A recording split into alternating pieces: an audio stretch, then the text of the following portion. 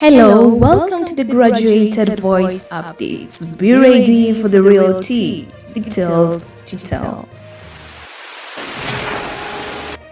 Well, the Azimio leader Raila Odinga's new proposed lucrative job by President William Ruto, Kenya Kwanza news today. On that, we have so many speculations coming from that and so many questions arising from that after Ruto went on ahead to respond in that particular case on giving Raila Odinga a position in the government, whereby it seems that he might, if only he removes some things. And as we get into that, let's just look at what he recently did, that is Ruto recently did during one of the meetings the other day.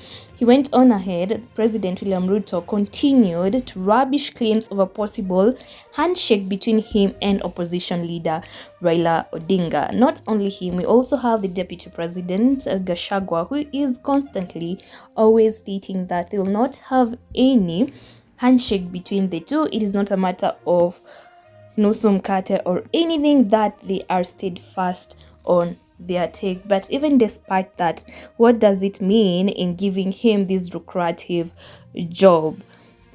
And as we get into that, make sure that you subscribe to this channel so that you do not miss out on any reality, the news as it happens. You can also ensure that you like the video and talk to us via the comment section. Tell me, what is your take on this? What are your expectations on the much anticipated talks between the Azimio la Umoja and the Kenya Kwanza teams?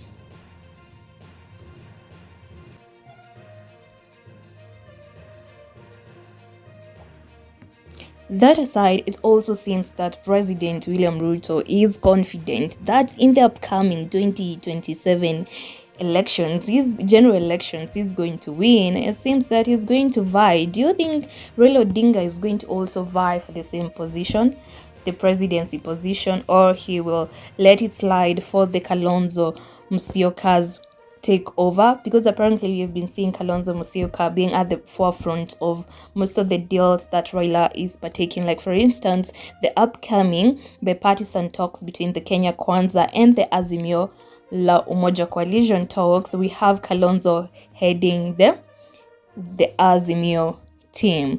When it comes to matters of the 2027 general elections, Uyum said the president feels like he's very confident. Let me just quote what he stated.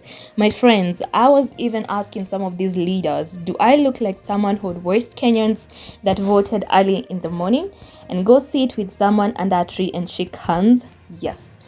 Ruto says that he's not going to waste Kenyans. Everyone who went to vote went out there and voted for him during those early mornings. He's not going to waste them by having a handshake with Ruto. But what's up with this new job position that was proposed for Raila Odinga? Despite talking about sitting under a tree and all, these Kenyans are tired. Most of the Kenyans netizens have expressed their opinions that they are tired in matters of the way the Kenya Kwanza government is running its work, making them pay more taxes, the unnecessary, all the mandatory taxes that they are paying, and also talking about the current situation in the country, whereby most of them are regretting having chosen having chosen Ruto as their leader in the country. Just a continuation of what President William Ruto stated.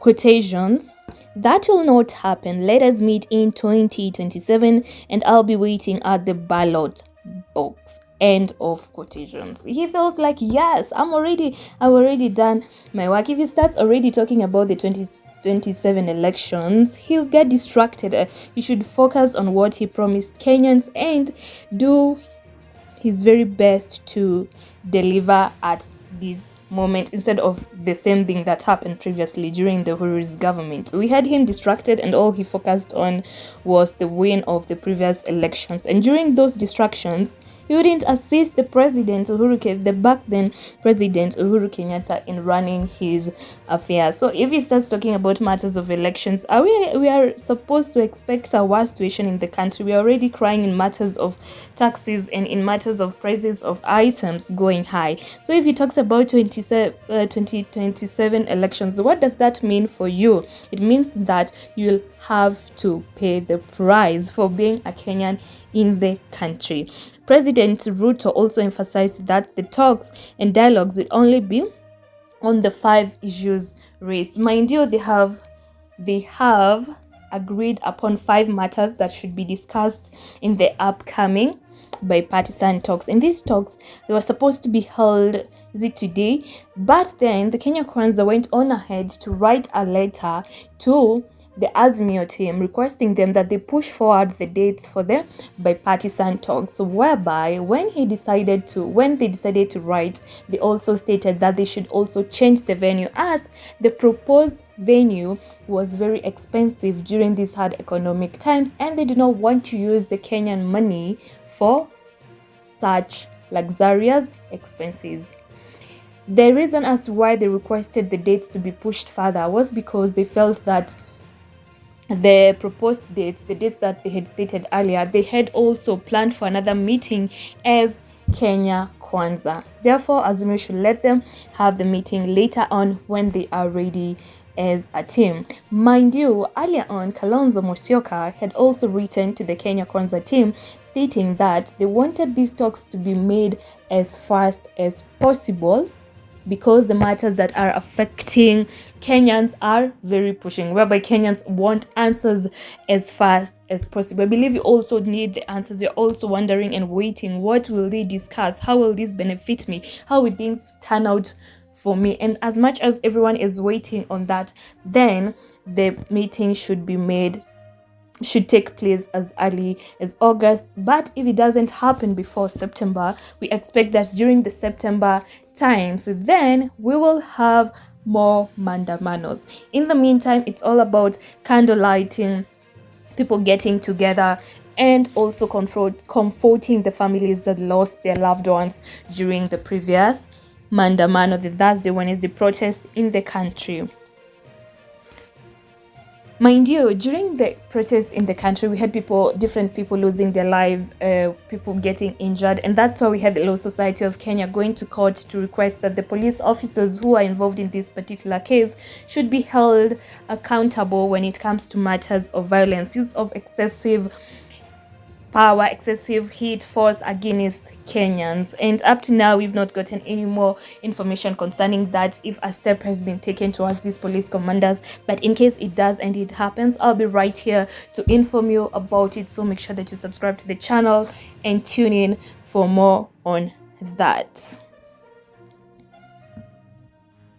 Well, when it comes to matters of the creation of the office of the opposition leader, that is the new job for the Azimio leader Raila Odinga, we have the president William Ruto stating that, quotations, "These people at times are not strategic," meaning that he feels that the people of Azimio do not have plans. They don't plan, let's start from A, B, C, D. All they do is flow like from A to D at a given time without any strategy. And I was ready to create such an office for the opposition leader, and its works will be to oversight. So according to President William Ruto, he was ready, he was willing to give the opposition leader Raila Odinga, the former Prime Minister of Kenya, a position in his office. But this particular position that he would hold, it would be only on matters of opposition, and it would involve an oversight. An oversight is like overview, like overseeing the activities of the government, whereby they give their opinion, like it's a watchdog. Let's call it a watchdog, whereby if they're doing this, they're also looking out for Kenyans. The work of the opposition to be to look out for Kenyans during that particular time, during the time of office. But according to Ruto, he feels that these people do not have a strategy. So despite him having such a plan, which he was willing, it went on to deaf ears.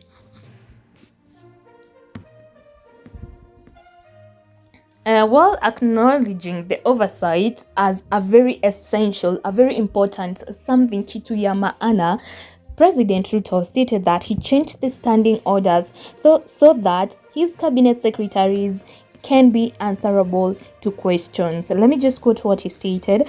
"Oversight is part of improving the governance of our country," he said.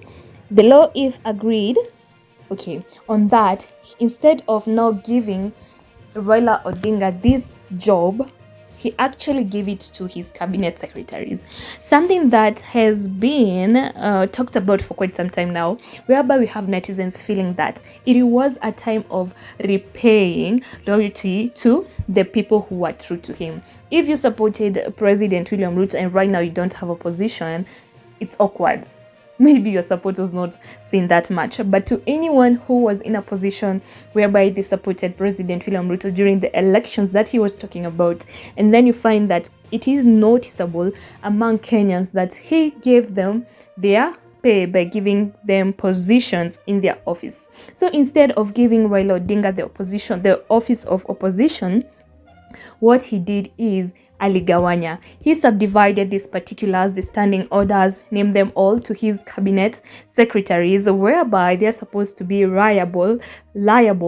They state and say, this is what I've been doing in my office, this is what I've not been doing in my office in this particular time. So the cabinet secretary now they're like the eyes instead of Raila being the eyes. But I believe Raila would have given such quite a good eye for the Kenyans.